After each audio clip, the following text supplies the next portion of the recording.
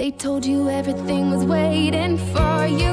They told you everything was set in stone. 'Cause you're royal, you rebel, you're more than one together. However you go, ever and ever after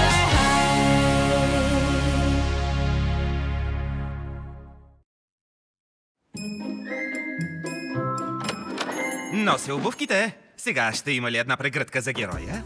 Надявам се това да си ти, Хантер. Пусна, сладкишче! Благодаря ти много, че ми ги донесе, но сега трябва да вървиш. Извинявай, мили, но имам по-малко от час да подредя и изложа тези нови обувки. Блонди и Брайер ще дойдат всеки момент, а те не бива да узнаят за нас. По-късно Звучи супер! аз и ти да се разходим навън. Аз вече съм навън.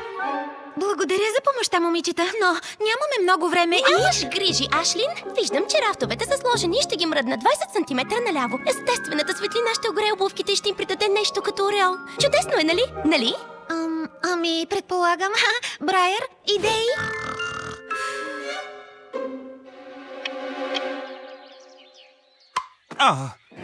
Пески! О, това е война! Ето за това стъклените пантовки са тотално надценени.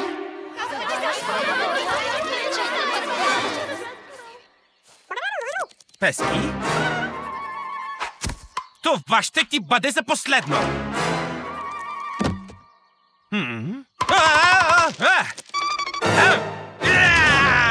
Разопаковали сме само една кутия досега, а магазинът трябва да отвори след по-малко от минута, така няма да успеем. Може да ми бягаш, но няма да се скриеш! Хантер, не!